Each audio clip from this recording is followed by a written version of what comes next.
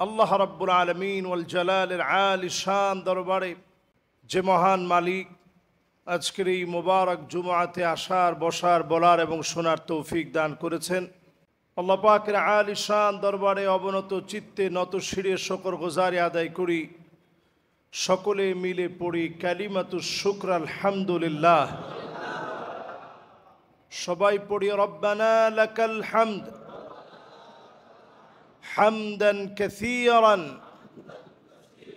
طيبا مباركا فيه يا ربي لك الحمد كما ينبغي لجلال وجهك وعظيم سلطانك।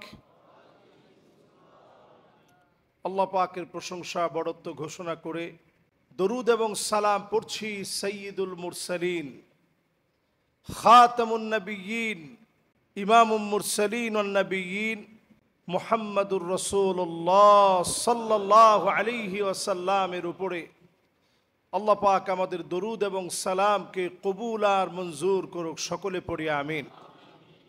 সম্মানিত হাজিরিন, বলতে বলতে এই পৃথিবীর শ্রেষ্ঠতম মোবারক সময়গুলো আমরা পার করেছি। সফর মাসের পরেই একটি মাস, আরবি সে মাসের নামটা একটু আমরা বলি তো কি নাম? রবিউল আউয়াল। সবাই বলি কি নাম? সফর মাসের পরেই রবিউল আউয়াল। এই মাসগুলো যখন আসে, সফর মাস, রবিউল আউয়াল মাস, আমরা নবীজির জীবনী থেকে অনেক আলোচনা করি, অনেক আলোচনা শুনি। নবী করিম সাল্লাল্লাহু আলাইহি ওয়াসাল্লাম পৃথিবীতে আসবেন, আসার পূর্বেই আল্লাহ রাব্বুল আলামিন এই জমিনের বুকে তাওহীদের একটা শিক্ষা দিলেন। ঠিক সেই সময়ে আব্রাহা যখন কাবাকে ধ্বংস করার জন্য এসেছিল, নবীজির দাদা আব্দুল মুত্তালিবের কাছে তেমন কিছু ছিল না। তিনি শুধু আল্লাহর দিকে দেখিয়ে বলেছিলেন, আল্লাহ, ঘরটা আপনার। প্রত্যেক মালিকের এক একটা ঘর থাকে, আর এই ঘরটা আল্লাহ আপনি নিজে রক্ষা করার জন্য যথেষ্ট। পড়েন আল্লাহু আকবার। হস্তি বাহিনী সহ আব্রাহা এসেছিল নবীজি সাল্লাল্লাহু আলাইহি সাল্লাম এই পৃথিবীতে আসার 50 কিংবা 55 দিন পূর্বে। ইতিহাসের মধ্যে পাওয়া যায় নবী করিম সাল্লাল্লাহু আলাইহি সাল্লাম পৃথিবীতে আসার 50 কিংবা 55 দিন পূর্বে আব্রাহার হস্তি বাহিনীকে আল্লাহ রাব্বুল আলামিন এমনভাবে ধ্বংস করে দিয়েছিলেন, ফাজআলাহুম কাআসফিম মাকুল। চর্বিত ঘাস, পোকামাকড় যখন ঘাসগুলো খায়, পাতালতা খায়, পেটের মধ্যে যায় যেভাবে, বের হয় সব একরকম কালার হয়ে যায়, কোনটা কোন পাতা কোন লতা বোঝা যায় না। আল্লাহ রাব্বুল আলামিন আব্রাহার হস্তি বাহিনীকে এমনভাবে ধ্বংস করেছিল, কোনটা হাত কোনটা মাথা কোনটা চেহারা, আল্লাহ রাব্বুল আলামিন ছোট্ট ছোট্ট পাথর নিক্ষেপ করে তাদের চিহ্নকে আল্লাহ তাআলা নিশ্চিহ্ন করে দিয়েছিলেন। পড়েন আল্লাহু আকবার। এই জমিনটা আল্লাহ রাব্বুল আলামিন তাওহীদের শিক্ষা দিয়ে আবাদ করাতে চান। আল্লাহ তাআলা যখন ছোট্ট ছোট্ট পাথর দিয়ে ধ্বংস করলেন আব্রাহার গোষ্ঠীকে, ইলেকট্রন, প্রোটন এবং নিউটনের মতো সক্রিয় শক্তিশালী একটা বিস্ফোরণ ঘটল এক একটা পাথর থেকে, হস্তি বাহিনী ধ্বংস হয়ে গেল। ঠিক সেই মুহূর্তে লোকদের ভাষ্য ছিল, এই ঘর যার রক্ষা করেছেন একমাত্র তিনি কে? এটার নামই তাওহীদ। এই যে আমরা আজকে এখানে যারা বসছি, আমরা একটু ক্লান্তি লাগলেই বলে উঠি লা ইলাহা ইল্লাল্লাহ। শরীরটা একটু খারাপ লাগলে আমরা বলি লা ইলাহা ইল্লাল্লাহ মুহাম্মাদুর রাসূলুল্লাহ সাল্লাল্লাহু আলাইহি ওয়াসাল্লাম। আল্লাহর হাবিব ইরশাদ করেন, জাদ্দিদু ঈমানাকুম, ঈমানটাকে তোমরা নতুন করে ফেলো, নবায়ন করে ফেলো।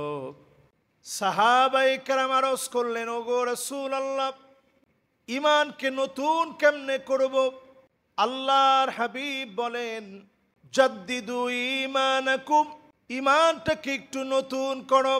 সাহাবীরা যখন প্রশ্ন করলেন ঈমান নতুন হবে কেমনে, আল্লাহর হাবিব বলেন, কাসসিরু যিকর লা ইলাহা ইল্লাল্লাহ।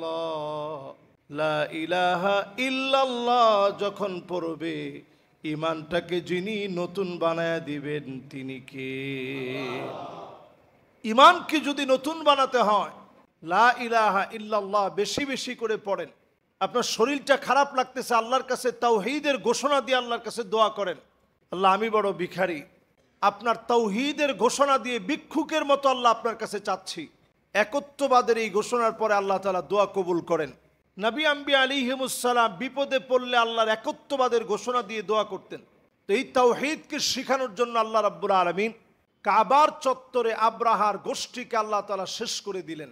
সেখান থেকে লম্বা সময় ধরে মানুষের মুখে মুখে এই কথা যে এই ধ্বংসযজ্ঞ দুনিয়ার কোনো শক্তি দিয়ে সম্ভব নয়, জালেমদেরকে একমাত্র আল্লাহ রাব্বুল আলামিন পরাভূত করেছেন।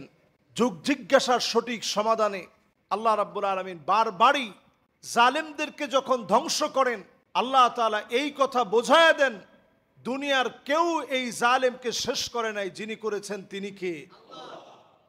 প্রিয় ভাইয়েরা আমার, যারা এই মুহূর্তে শুনছেন, আমরা যারা বসা আছি, প্রথম কথা প্রতিনিয়ত ঈমানকে নতুন করার জন্য তাওহীদ, লা ইলাহা ইল্লাল্লাহ, আল্লাহর স্বীকৃতি দেওয়া।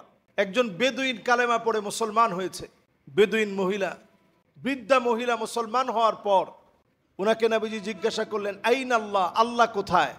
জিজ্ঞাসা করার পর মহিলা তার জ্ঞান অনুযায়ী উপরের দিকে শুধু তাকালেন। মহিলা বুঝায় দিলেন আল্লাহ রাব্বুল আলামিন উনার ক্ষমতা সর্বত্র বিরাজমান। জোরে কোন আল্লাহু আকবার। আমরা দেখবেন বিপদে পড়লে, মুসিবতে পড়লে উপরের দিকে তাকাই, উদ্দেশ্য হচ্ছে এই যে আল্লাহ আপনি তো অনেক বড়, আল্লাহ আপনি তো ঠিকই আমার এই মুসিবতটা দেখতেছেন, আল্লাহ আপনি আমার হেফাজত করেন। কাছ থেকে আমরা আল্লাহকে ডাকি। নবীজি পৃথিবীতে আসার আগেই আল্লাহ রাব্বুল আলামিন এই তাওহীদ মানুষের অন্তরের ভিতরে গেঁথে দিতে চাইলেন যে সব যিনি করতে পারেন, সমস্ত ক্ষমতা যার, তিনি হচ্ছেন আল্লাহ সুবহানাহু ওয়া তাআলা। এর 55 দিন পরে নবী করিম সাল্লাল্লাহু আলাইহি ওয়াসাল্লাম পৃথিবীতে আসলেন।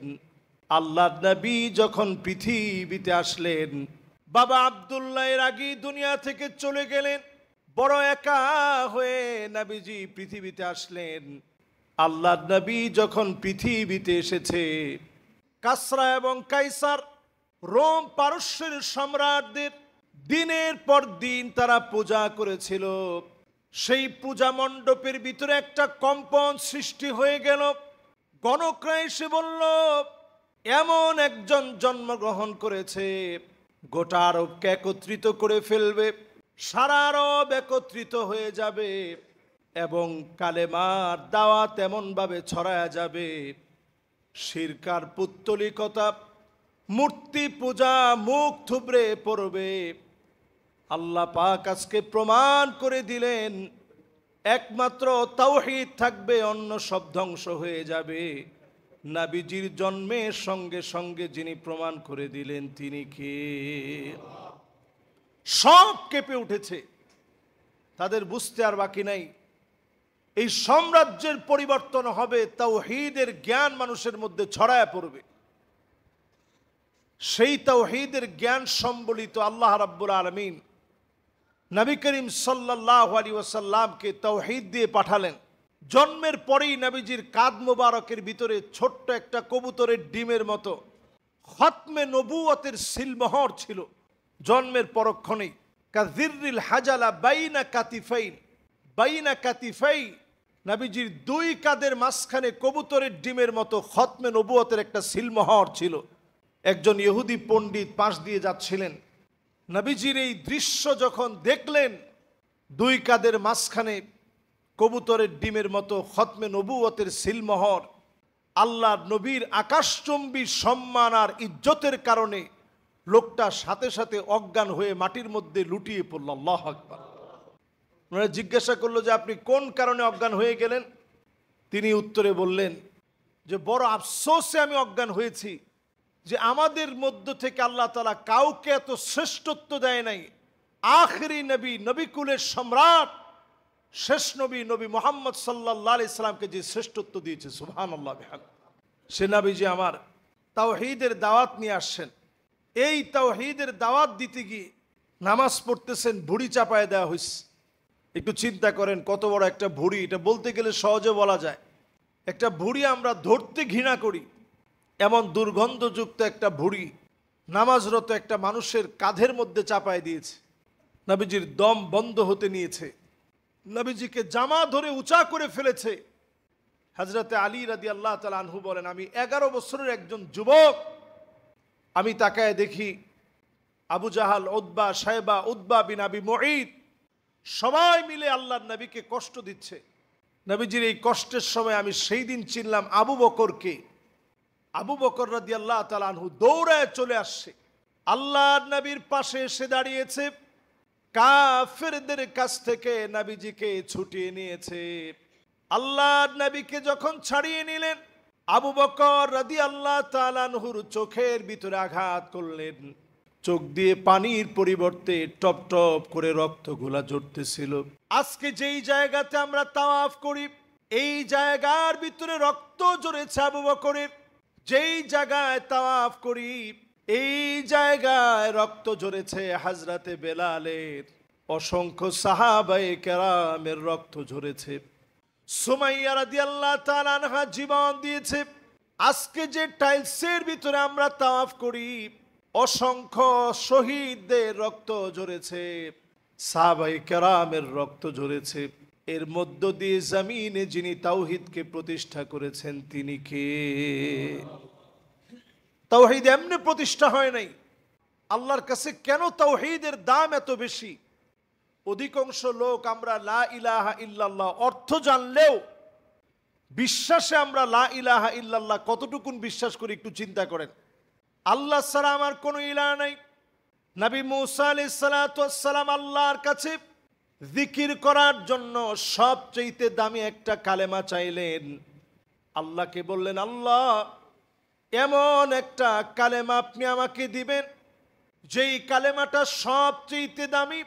আল্লাহ পাক লা ইলাহা ইল্লাল্লাহ যখন জানায় দিলেন, নবী মুসা আলাইহিস সালাম বললেন, আল্লাহ এটা তো এমন এক কালিমা যেটা সবাই বলে, নতুন কোনো কিছু দেন। আল্লাহ জানায় দিলেন, নবী মুসা লা ইলাহা ইল্লাল্লাহর দাম যদি তুমি জানতে, সারা দুনিয়া একদিকে, লা ইলাহা ইল্লাল্লাহ যদি একদিকে রাখা হয়, লা ইলাহা ইল্লাল্লাহর পাল্লা যিনি ভারী বানায় দিবেন তিনি কে? এই জন্য যখনই শরীরের ভিতরে ক্লান্তি বোধ হবে, আপনি লা ইলাহা ইল্লাল্লাহ বলে ফেলবেন। আল্লাহ আপনি ছাড়া আমার কোনো ইলাহা নাই, আপনি ছাড়া কোনো মাবুদ নাই। ইউনূস আলাইহিস সালাতু ওয়াস সালাম মাছের পেটের ভিতরে বিপদে পড়ে গেলেন। ওই মুহূর্তে আল্লাহ পাকের কাছে ফরিয়াদ করলেন, লা ইলাহা ইল্লা আনতা সুবহানাকা ইন্নী কুনতু মিনাজ যালিমিন। এই দোয়া পড়ার পর আল্লাহ পাক জবাব জানায় দিলেন, ফাস্তাজাবনা লাহু ওয়া নাজ্জাইনাহু মিনাল গাম্মি ওয়া কাযালিকা নুনজিল মুমিনিন। আজকেও যদি ঈমানের দাবি নিয়ে তাওহীদের ঘোষণা দিয়ে কালেমা পড়েন, আমাদেরকেও যিনি ঈমানের পথে অবিচল রেখে কবুল করবেন তিনি কে? তাওহীদের এই বিশ্বাস আল্লাহর কাছে এত দামি। নবীজি দুনিয়াতে আসার পূর্বেই লম্বা একটা সময় ছিল, এটাকে ফাতরা বলা হয়। ফাতরা মানে একটা নির্দিষ্ট সময়, যেই সময়টাতে এক নবীর পরে আরেক নবী আসার আগ পর্যন্ত একটা খালি টাইম। আল্লাহ তাআলা যখন এক নবী থেকে আরেক নবী আসার মাঝখানের যে খালি টাইম, ওই টাইমের লোকদেরকে আল্লাহ আযাব দেন না। কেন আযাব দেন না? কারণ নবী না পাঠায় আল্লাহ তাআলা আযাব দেন না। হাত্তা নাবআসা রাসূলা, আগে আল্লাহ রসুলদেরকে পাঠান, দাওয়াতের পরিবেশ সৃষ্টি করান, এরপরে আল্লাহ রাব্বুল আলামিন না মানার কারণে শাস্তি দিবেন। তো আল্লাহ রাব্বুল আলামিন মাঝখানের যে সময়টা, এই সময় আল্লাহ তাআলা শাস্তি দেন না। আগে আল্লাহ রাব্বুল আলামিন নবীদেরকে পাঠিয়ে এরপরে দাওয়াত দেওয়ার পর অবাধ্যাচরণ করার কারণে শাস্তি দিবেন। নবীজি পৃথিবীতে আসার আগেই আল্লাহ তাআলা তাওহীদের ঘোষণা দিয়ে দিলেন। এই তাওহীদের ঘোষণার উপরে কোরআনুল কারীমের সবচেয়ে সুন্দরতম ছোট সূরার একটি সূরা সূরাতুল ইখলাস। আমাদের কার কার মুখস্থ নাই একটু হাত তুলেন তো দেখি। সবার এই সূরাটা কম বেশি মুখস্থ আছে না সবার? প্রথম আয়াতটা কি? সুবহানাল্লাহ। দ্বিতীয় আয়াত, তৃতীয় আয়াত, চতুর্থ আয়াত। সুবহানাল্লাহ। এই সূরাটার কেমন দাম একটু চিন্তা করেন। এই সূরাটা এমন সূরা, কিছু ইহুদি এসে নবীজি সাল্লাল্লাহু আলাইহি সাল্লামকে বিরক্ত করতেছে। উনসুব লানা রাব্বাক, নবী আপনি আপনার রবের একটু পরিচয় দেন। মুহাম্মদ তুমি তোমার রবের পরিচয় দাও। আহুয়া মিন যাহাবিন, তোমার রব কি স্বর্ণের তৈরি? আম মিন খাসাবিন, না কাঠের তৈরি? নাউযুবিল্লাহ বলেন। আম মিন নুহাসিন, নাকি অ্যালুমিনিয়ামের তৈরি? এই কথা যখন বলা হলো, আল্লাহ পাক তৎক্ষণাৎ জিবরিল আলাইহিস সালামকে পাঠায় দিয়ে সূরা ইখলাস নাজিল করে জানায় দিলেন, কুল হুয়াল্লাহু আহাদ আল্লাহুস সামাদ লাম ইয়ালিদ ওয়া লাম ইউলাদ ওয়ালাম ইয়াকুল লাহু কুফুয়ান আহাদ। চারটা আয়াতের ভিতরে আল্লাহ নিজের পরিচয় দিলেন। কুল, হে রাসূল আপনি বলুন, হুয়াল্লাহু আহাদ, তিনি আল্লাহ একক, যার দ্বিতীয় কেউ থাকতে পারে না। বলেন আল্লাহু আকবার। আল্লাহুস সামাদ, তিনি অমুখাপেক্ষী, দুনিয়ার সবাইকে তিনি খাওয়ান, তিনি নিজে খান না। সবার চাহিদাগুলা তিনি পূরণ করেন। আল্লাহ কারো কাছে কোনো কিছু চাইতে হয় না।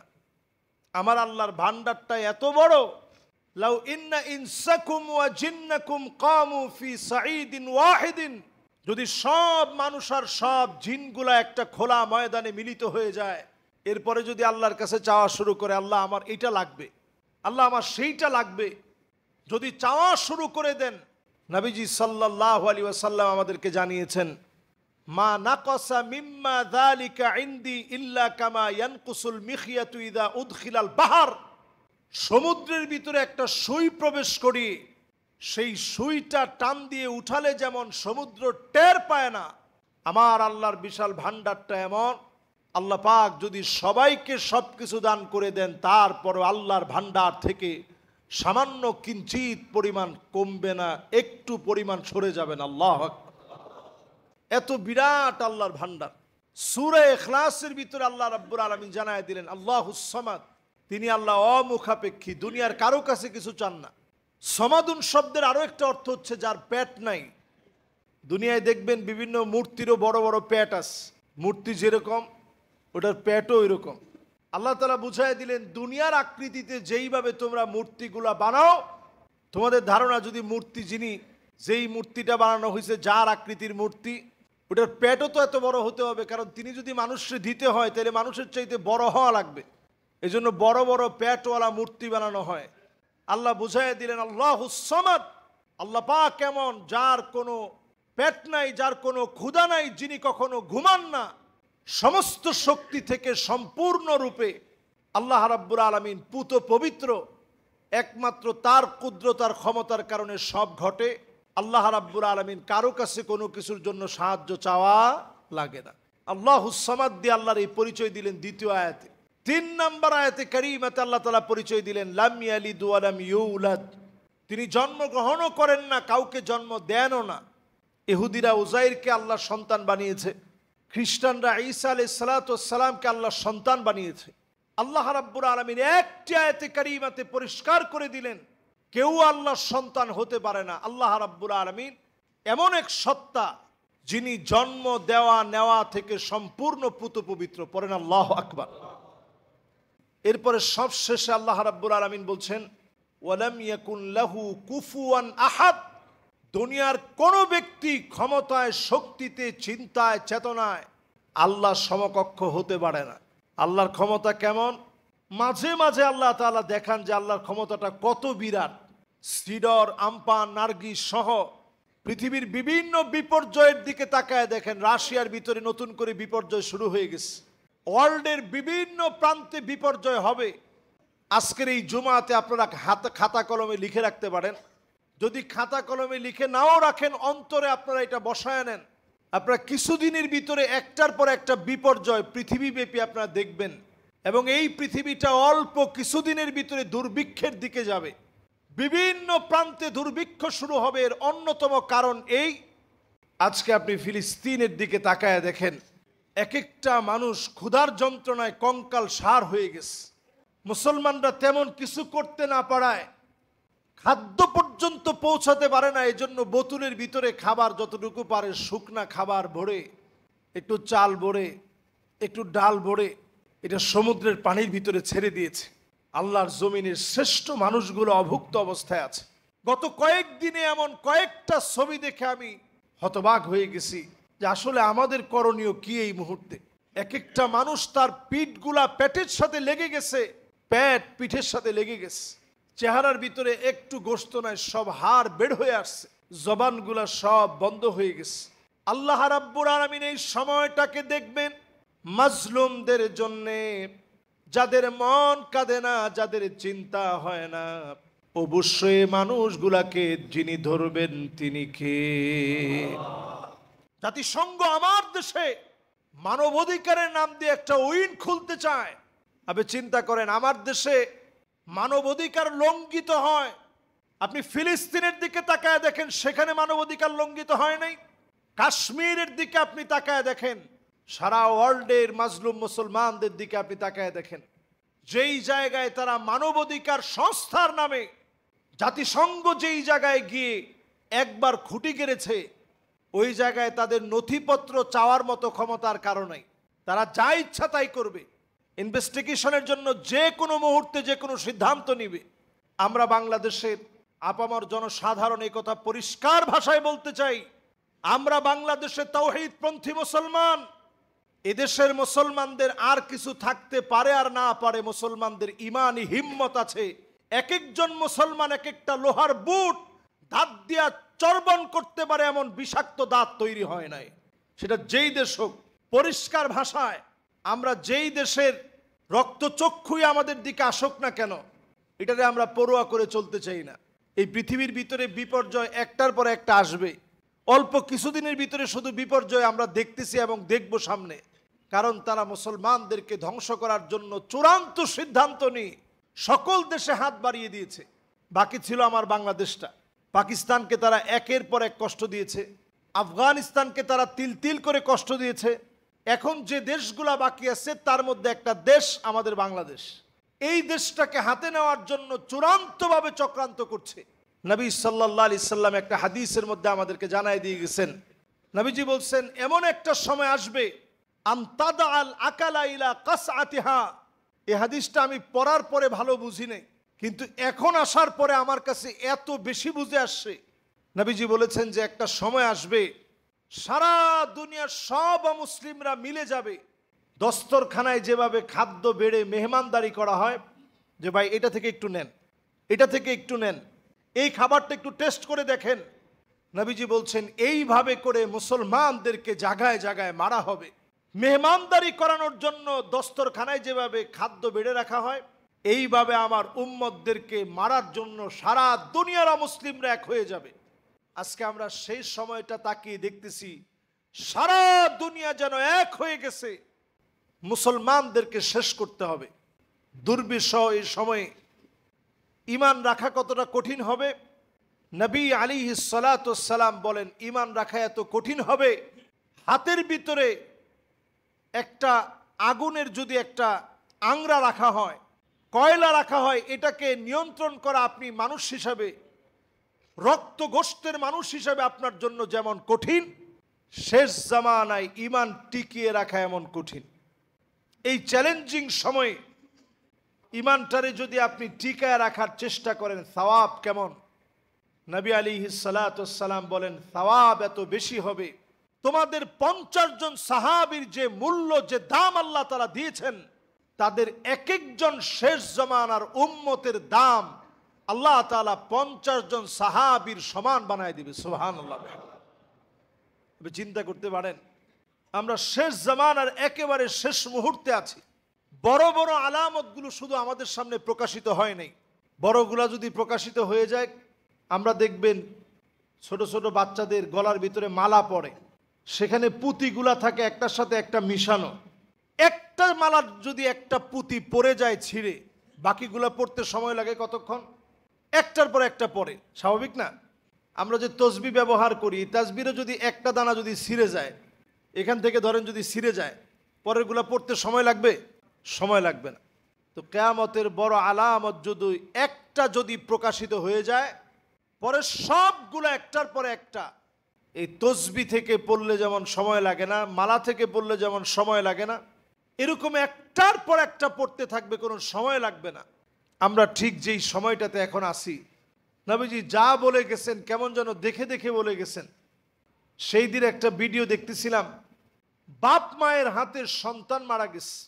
সন্তান নেশা করে, বাপ মা সহ্য করতে পারে না, আঘাত করেছে, মারা গেছে। বাপ মা নিজেকে আত্মসমর্পণ করেছে পুলিশের হাতে।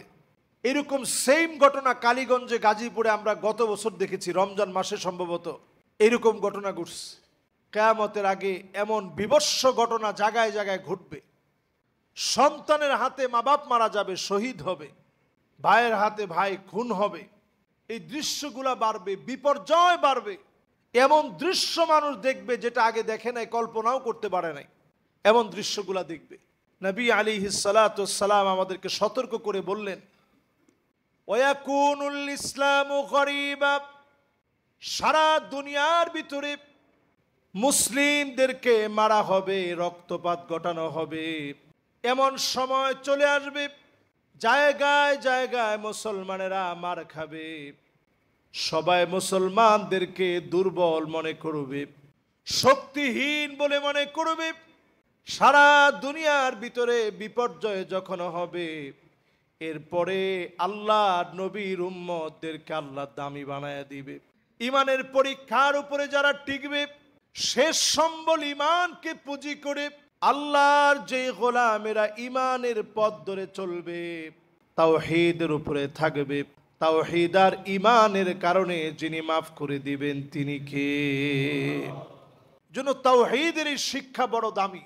নবীজিকে যখন কাবা চত্বরে জুলম করা হচ্ছিল, নবীজি কখনো বদদোয়া দিতেন না, কিন্তু ওই যে নামাজের সময় নবীজির কষ্ট দিচ্ছে, নবীজি ওই দিন আর ছাড় দেন নাই। তায়েফের ময়দানে নিজের শরীর থেকে রক্ত ঝরেছে, নবীজি প্রতিশোধ নেওয়ার জন্য বদদোয়া করে নাই, কিন্তু নামাজের ভিতরে ডিস্টার্ব দিলে নবীজি সহ্য করে নাই। নবীজি ওই দিন উঠেই আল্লাহর কাছে বলছে, আল্লাহুম্মা ইয়াকা আবা জাহাল, আল্লাহুম্মা ইয়াকা উতবা, আল্লাহুম্মা ইয়াকা শাইবা, আল্লাহুম্মা ইয়াকা উতবা বিন মুঈদ। আল্লাহ এই কয়টার দায়িত্ব তোমার কাছে দিলাম, Abu Jahal, Utba, শাইবা, Utba bin আবি মুঈদ, এই কয়টারে আল্লাহ আপনার হাতে আল্লাহ উঠায় দিলাম, আল্লাহ আপনি দেখেন। নবীজি এই কথা বলছেন, বদরের প্রান্তে দেখা গেল সবগুলা নাস্তানাবুদ হয়ে পড়ে আছে। নবীজি গিয়ে জিজ্ঞাসা করতেছে, হাল ওয়াজাদতুম, আজকে কি তোমরা পাইছো? ওমর রাদিয়াল্লাহু তাআলা আনহু বলতেছে, ইয়া রাসূলুল্লাহ, এগুলো তো সব লাশ হয়ে আছে, এরা কি পাবে? এরা কি শুনে? আল্লাহর নবী বলতেছেন, হ্যাঁ এরাও শুনে। সেই দিন আল্লাহ রাব্বুল আলামিন সবগুলোকে শেষ করে দিলেন। আল্লাহ তাআলা প্রমাণ করে দিলেন, কাফেরদের শক্তি বেশিক্ষণ স্থায়ী হয় না। আজকের এই সময়ের বদদোয়া বেশি দিন সময় লাগবে না, অল্প সময়ের ভিতরে আল্লাহ তাআলা একটা সুদিন দিবেন। মুনাফিকদেরকে আল্লাহ তাআলা চিহ্নিত করে দিবেন, মুনাফিকরা সমাজের ভিতরে চিহ্নিত হয়ে যাবে। মুমিনদেরকে আল্লাহ রাব্বুল আলামিন চিহ্নিত করবেন। এই মুবারক আজকের জুমাতে, সফর মাসের 6 তারিখের আজকের জুমাতে নবীজি সাল্লাল্লাহু আলাইহি সাল্লামের জীবনী থেকে তাওহীদের অংশ দিয়ে শুরু করেছি। নবীজি দুনিয়াতে আসার আগেই আল্লাহ তাআলা এই জমিনের মানুষকে জানিয়ে দিয়েছেন, তাওহীদের একজন ঘোষক এই পৃথিবীতে আসবে। তিনি হচ্ছেন নবিকুলের সম্রাট মুহাম্মদুর রাসূলুল্লাহ সাল্লাল্লাহু আলাইহি সাল্লাম। ওনার পিঠের মাঝখানে আল্লাহ তাআলা একটা সিলমোহর দিয়ে দিলেন। আল্লাহ বুঝাইয়া দিলেন, আমার পেয়ারা হাবিব খাতামুন নবিয়্যিন, তারপরে কোনো প্রকার নবী রাসূল আর আসবে না। এই খাতমে নবুয়তের সিলমোহর প্রাপ্ত নবী, সমস্ত নবিকুলের সম্রাট পেয়ারা হাবিব মুহাম্মদুর রাসূলুল্লাহ সাল্লাল্লাহু আলাইহি সাল্লামের উম্মত হয়ে আল্লাহ রাব্বুল আলামিন আমাদেরকে সুন্নত মেনে চলার তৌফিক আল্লাহ তাআলা দান করুক, পড়ে না আমিন।